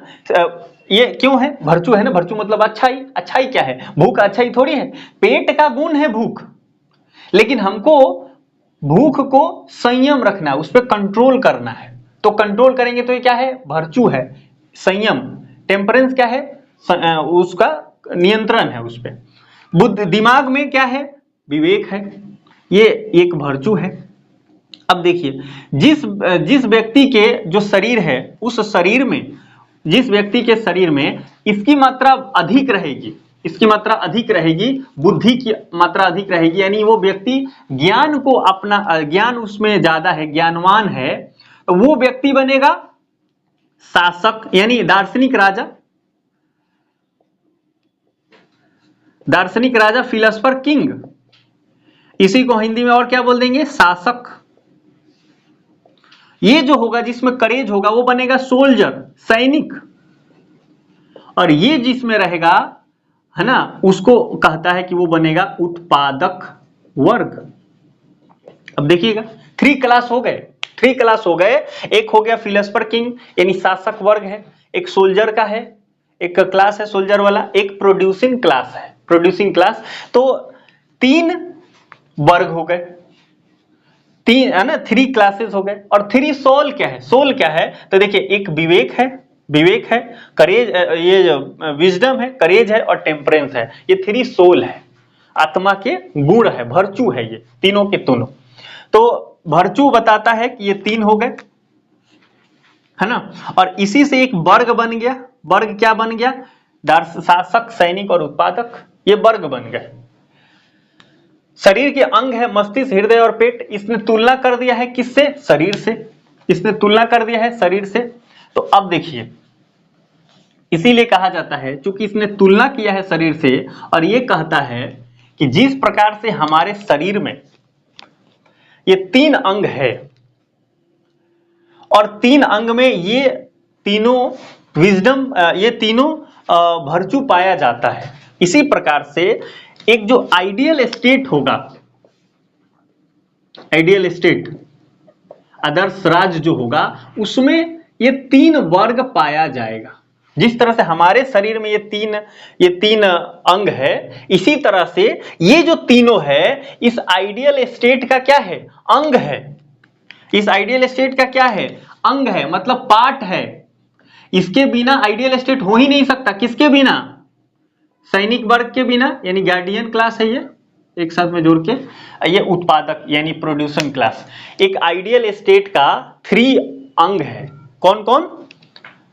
जो फिलोसफर किंग है, उसके बाद सैनिक वर्ग है, और उत्पादक प्रोड्यूसिंग क्लास है। ये 3 वर्ग है। किस प्रकार से? सदृशता देखो, फिर खोज लिया, एनालॉजी। एनालॉजिकल इसका मेथड है ना, कैसे खोज लिया, शरीर से खोज लिया। कह रहा है कि हमारे शरीर में जिस तरह से मस्तिष्क, हृदय और पेट होता है, जिस तरह से जो वर्च्यू है, विजडम है, करेज है और टेम्परेंस है, इसी प्रकार से हमारे शरीर में जो 3 अंग है, और इस 3 अगर ना रहे तो काम नहीं चल पाएगा। ये 3 अंग हमारे शरीर को अच्छा से चला पा रहे हैं, रहना जरूरी है। इसी प्रकार से जो आइडियल स्टेट है उसमें 3 जो क्लासेस हैं वो होना चाहिए। तब प्लेटो जो है वो वर्ग का समर्थक है, वर्ग का समर्थक है।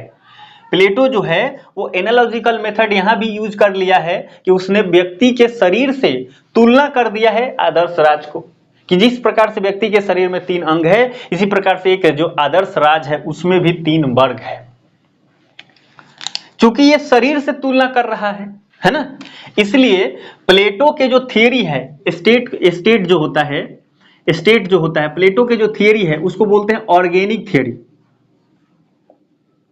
ऑर्गेनिक थियरी देखिएगा, जब हम पॉलिटिकल थियरी पढ़ते हैं और उसमें स्टेट पढ़ते हैं कि स्टेट कैसे बना है, तो हम उसमें पढ़ते हैं कि ऑर्गेनिक थियरी होता है, कुछ डिवाइन थियरी होता है, सोशल कॉन्ट्रैक्ट थियरी होता है। किसमें? स्टेट के फॉर्मेशन में। कैसे? डिवाइन थियरी क्या कहता है कि जो राज है ना वो भगवान द्वारा आया है ना, भगवान ने इसको भेजा है। जैसे मनु हमारे देश में कह रहे हैं, मध्ययुगीन जो ईसाई चिंतक थे वो ऐसा बोलते हैं कि डिवाइन थियरी में बिलीव कर रहे हैं।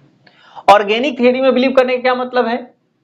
वो कहता है कि जैविक है, वो शरीर से तुलना मान के कर रहा है कि जिस प्रकार से शरीर है, शरीर के अंग इंपॉर्टेंट होते हैं, उसी प्रकार से राज के अंग इंपॉर्टेंट है। अब देखिए, एक शरीर है, इस शरीर के बहुत सारे अंग है ना, पेट है, मस्तिष्क है,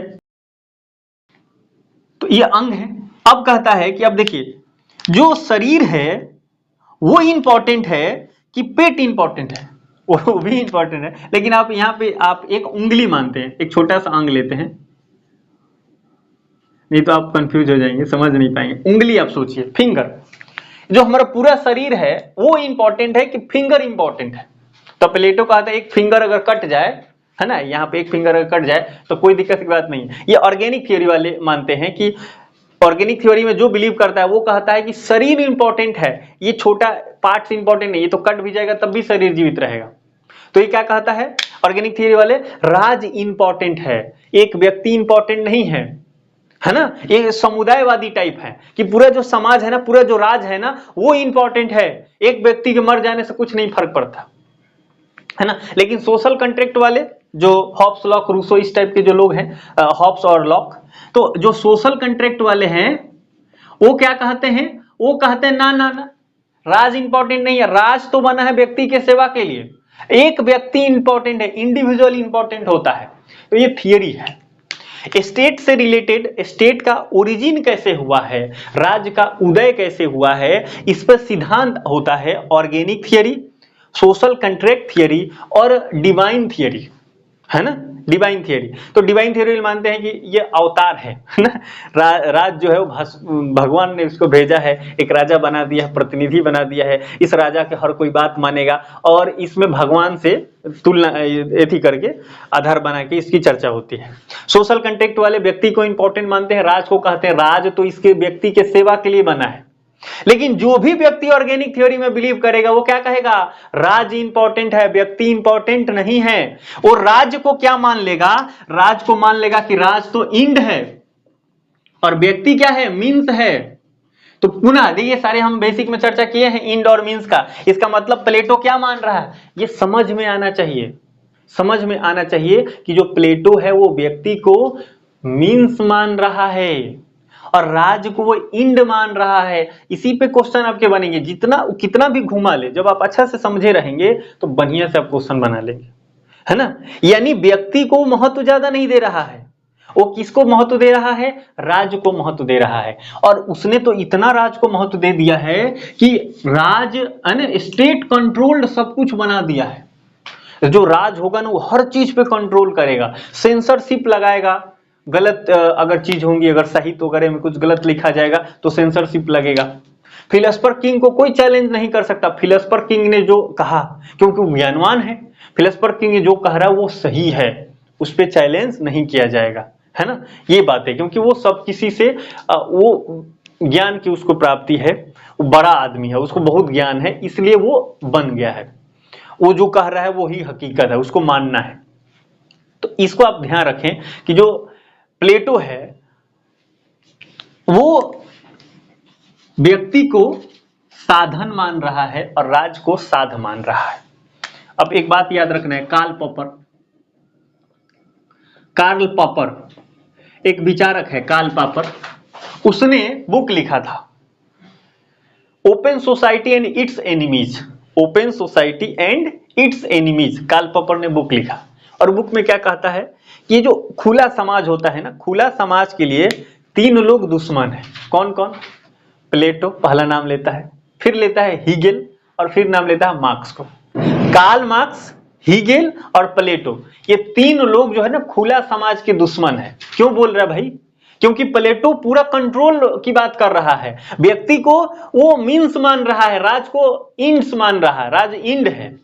तो व्यक्ति महत्वपूर्ण नहीं है, राज महत्वपूर्ण है, राज को वो चीजें कर रहा है। और अरस्तु तो ऐसा बोल दे रहा है कि एक व्यक्ति जो राज में रह रहा है, राज में नहीं रह रहा है, या तो वो भगवान है या पशु है, यानी व्यक्ति को राज के अंदर ही रहना है, और राज को आवश्यक बना दिया है व्यक्ति के लिए। प्लेटो और अरस्तु ये दोनों की जो विचार है, वो राज बड़ा है, व्यक्ति छोटा है, राज इंड है, व्यक्ति मीन्स है, ऐसा विचार है उसका।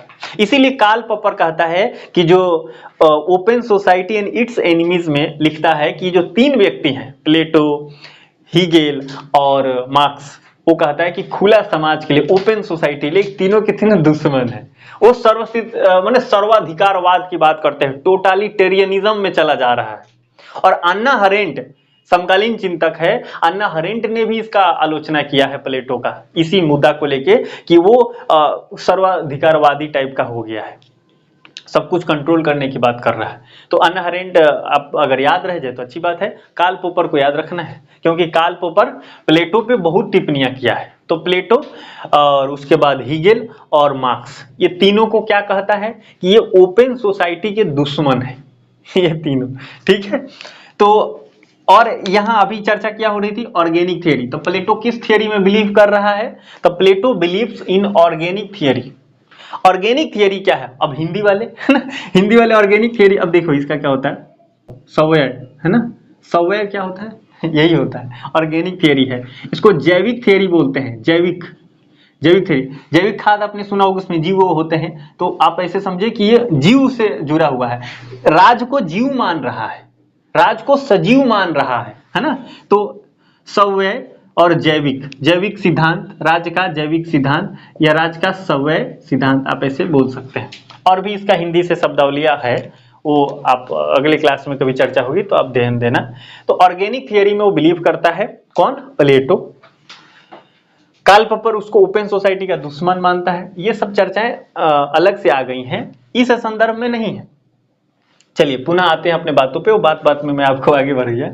आगे मैं पुनः आता हूं, 3 क्लासेस, 3 सोल एंड 3 क्लासेस। प्लेटो का 3 सोल एंड 3 क्लासेस क्या है? प्लेटो का 3 सोल और 3 क्लासेस है, वो सोल कह रहा है, आत्मा के गुण में दिखा रहा है ना, कि ये 3 सोल हो गए और ये 3 क्लास हो गए, ये आपको ध्यान रखना है। और अगर इसकी तुलना देखा जाए, एनालॉजी, अब इसको हटा देते हैं। एक आदर्श राज कौन है? जिसमें 3 वर्ग होंगे। हमारे देश में इसी तरह से हमारे जो प्राचीन परंपरा है, चिंतन परंपरा, उसमें क्या कहते हैं कि जो समाज है उसमें 4 वर्ग होगा, ब्राह्मण, क्षत्रिय, वैश्य, शूद्र, ऐसे 4 वर्ग की बात करता है प्लेटो। यूनान में उस समय, उस टाइम पीरियड के आसपास में यूनान में क्या कह रहा है कि आदर्श राज कौन होगा? जिसमें 3 वर्ग होंगे, है ना। तो इसकी हमने तुलना भी अपने जगह से कर लिया। अब हम यहाँ तुलना यहाँ देख रहे हैं कि सादृश्यता, एनालॉजी खोजा है, एनालॉजी सदृश्यता क्या खोजा है इसने? सदृश्यता इसने खोजा है, जो शासक वर्ग है धातु से तुलना कर रहा है। मैं आपको बताया था, ये सोना इसको बोलता है, इसको क्या बोलता है? इसको बोलता है चांदी। और इसका किससे तुलना करता है? तांबा से तुलना करता है ना। ये कॉपर है, कॉपर, ये सिल्वर, ये गोल्ड। अब आपको पता है एनालॉजी में देखो इतना ही, यही मजा है इसमें कि अब आपको पता है कि इंपॉर्टेंट कौन है। बताओ महंगा कौन होता है? सोना, है ना। यानी ये इंपॉर्टेंट है कौन? दार्शनिक राजा। उसके बाद इंपॉर्टेंट कौन है? चांदी वाला, यानी शासक वर्ग, जो सैनिक वर्ग है। उसके बाद अंत में कौन आते हैं? उत्पादक वर्ग, है ना। तो फिलोसफर किंग जो है वो सबसे इंपॉर्टेंट है। और उसकी सदृशता उसने किससे खोजा है? सदृशता किससे खोजा है? सोना से, है ना। उसके बाद सोना से तुलना किया है, डॉक्टर से तुलना किया है, गरेरिये से तुलना किया है ना। तो चिकित्सक, डॉक्टर, तो इससे तुलना किया है। तो दार्शनिक राजा वो एनालॉजिकल मेथड यूज कर रहा है ना, इसलिए वो खोजा है। अब आपको समझ में आ रहा है कि एनालॉजिकल मेथड कैसे यूज किया है ना। ठीक है, अब आप ये समझ चुके हैं। तो इसको हम क्या बोलते हैं? Three soul and three classes, theory of doctrine of three soul and three classes. Hopefully आपको ये समझ में आ गया होगा। अब हम, अगर आपको जो बातें समझ नहीं है वो आप बताइए। अच्छा, इसमें एक चीज और मैं जोड़ देता हूं, थोड़ा सा ध्यान दीजिएगा। प्लेटो जो है वो क्या कहता है? वो कहता है कि ये जो है, क्योंकि ये तो वर्चू है, देखो वर्चू है कि नहीं? वर्चू है। तो देखो ये फर्स्ट वर्चू है, फर्स्ट वर्चू है, ये फर्स्ट वर्चू है। फिर सेकंड वर्चू कौन है? ये सेकंड वर्चू है। और ये थर्ड वर्चू है, थर्ड वर्चू है। इतना सिंपल बात है, लेकिन क्वेश्चन पूछ लेंगे कि फोर्थ वर्चू क्या है। तो प्लेटो ने कहा कि जो फोर्थ वर्चू है वो न्याय है। प्लेटो ने क्या कहा दिया है? कि न्याय। यानी आप हैशटैग लगा के रखें, इंपॉर्टेंट तौर पे याद रखना है क्या?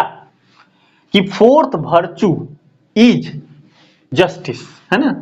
जो फोर्थ, जो चौथा जो सद्गुण है प्लेटो के नजर में, वो क्या है? न्याय है, जस्टिस है। लेकिन चौथा तो है, लेकिन क्या सर्वश्रेष्ठ है?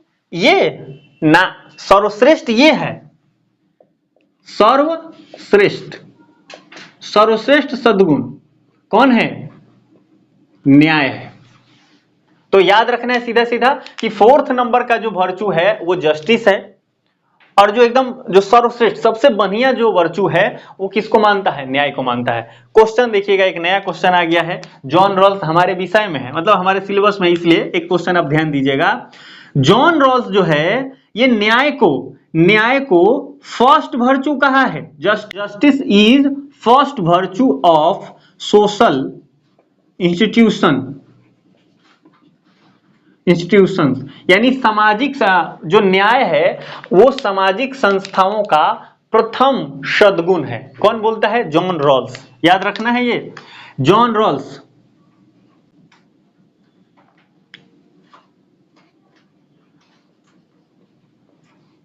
जॉन रॉल्स, है ना, रॉल्स है ये। मैंने आपको क्या बोल दिया? क्वेश्चन देखो कैसे यहां अच्छा क्वेश्चन बन जाएगा। सीधा ऐसे लिखेंगे कि जॉन रॉल्स के अनुसार सामाजिक संस्थाओं का या समाज का, या सीधा ऐसे बोल दे, जॉन रॉल्स के अनुसार प्रथम सद्गुण है जस्टिस। याद रखना है, ये हमने सही बोला अभी कि जॉन रॉल्स के अनुसार फर्स्ट वर्चू क्या है? Justice. According to Plato first virtue क्या है? विजडम। प्लेटो के अनुसार जो जस्टिस है वो फोर्थ वर्चू है। ये इंपॉर्टेंट है। प्लेटो जस्टिस को फोर्थ तो मान रहा है कि चौथे नंबर का वर्चू है, लेकिन कहता है कि सबसे अच्छा वर्चू है।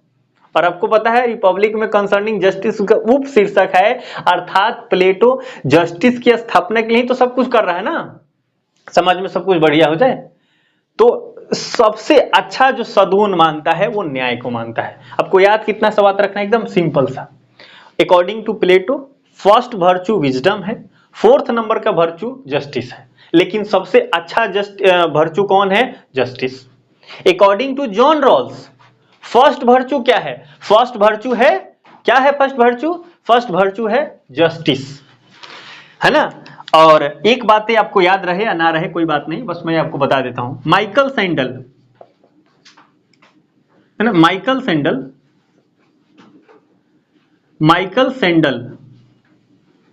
जो माइकल सैंडल है वो कहता है कि ना फर्स्ट वर्चू तो भातृत्व है, ब्रदरहुड, भ्रातृत्व है। फर्स्ट वर्च्यू क्या है? ब्रदरहुड है। यानी माइकल सेंडल के नजर में जो पहला सद्गुण है वो क्या है? ब्रदरहुड है, भातृत्व है। ऐसा क्यों बोल रहा है भातृत्व? क्योंकि ये जो है ना कम्युटेरियनिस्ट है, समाज समुदायवादी है। क्या है? समाज नहीं, समुदाय, समुदाय कम्युटेरियनिस्ट है। जो लिबरलिज्म है उसमें 3 धाराएं थी, उसका अंतिम धारा उसमें आपको कराया था कम्युटेरियनिज्म, समुदायवाद। तो समुदायवादी है माइकल सेंडल। वो कहता है जो प्रथम वर्च्यू है वो तो भातृत्व है, ब्रदरहुड है।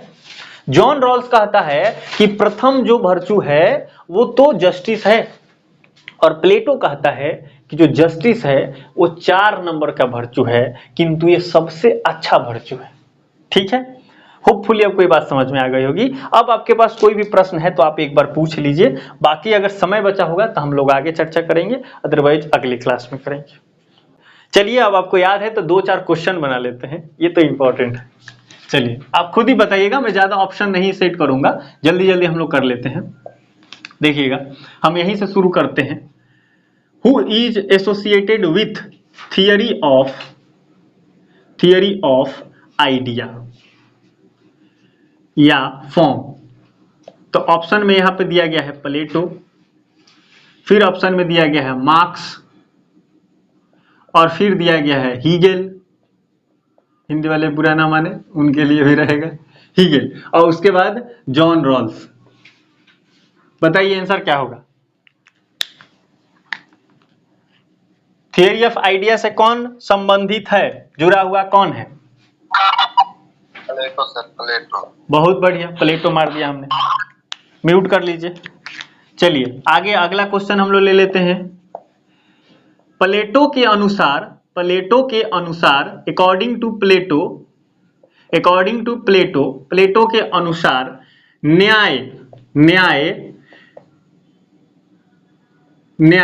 सद्गुण है ना? यानी जस्टिस वर्च्यू है। कितने नंबर का वर्च्यू है ये मैंने पूछा है इसमें। तो प्रथम, फिर द्वितीय, फिर तृतीय, और फिर चौथा, फोर्थ। क्या मार दिया जाए बताइए?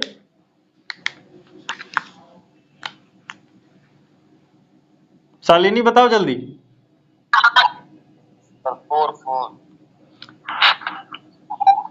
ऑप्शन चौथा, फोर्थ हो गया। अच्छा, जॉन रॉल्स के अनुसार कौन सा है ये? न्याय किस नंबर का सद्गुण है जॉन रॉल्स के अनुसार? फर्स्ट, है ना? और माइकल सेंडल के अनुसार फर्स्ट सद्गुण क्या है? ब्रदरहुड, भातृत्व। ठीक, ये भी क्वेश्चन आपको याद है। 3 सोल एंड 3 क्लासेस का कंसेप्ट किसने दिया था? आपको पता है। एलोगरी ऑफ कैब किसने दिया था? प्लेटो ने दिया था। ऑफ कैब की चर्चा प्लेटो के किस पुस्तक या डायलॉग्स, संवाद में वर्णित है? एलोगरी ऑफ कैब, है ना? गुफा का दृष्टांत की चर्चा प्लेटो के किस संवाद में है? और ऑप्शन में यहां आपको बना दिया गया है। ए नंबर में उसका बड़ा रिपब्लिक फेमस है, रिपब्लिक। फिर बना दिया गया है क्रीटो, फिर बना दिया गया है आपको यहां पे स्टेट्समैन,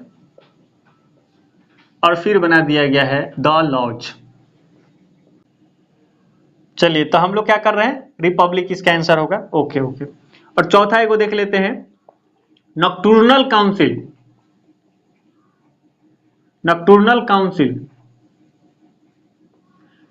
काउंसिल, और हिंदी में भी यहां लिखा हुआ है नॉकटर्नल काउंसिल का वर्णन प्लेटो के किस किताब में है? नॉकटर्नल काउंसिल का वर्णन प्लेटो के किस किताब में है? शालिनी आप बता पाओगे? नॉकटर्नल काउंसिल का वर्णन प्लेटो के किस किताब में है? यही ऑप्शन यहां पर रखा गया है, बताइए। ये आपको देंगे नहीं हिंदी, वो हिंदी यही लिख देंगे, नॉकटर्नल काउंसिल हिंदी में यहां लिख देंगे, है ना? ऐसे ना लिख के नॉकटर्नल काउंसिल ही लिखेंगे डायरेक्ट, है ना? निशाचर सभा ऐसे इसका हिंदी होता है। चलिए मैं आपको बता देता हूं, आपको ध्यान रखना, भुलाना नहीं है, अभी नोट करो। लॉज में इसका चर्चा है, अंतिम पुस्तक है लॉज। म्यूट करो। नॉक्ट्यूर्नल काउंसिल की चर्चा कहां है?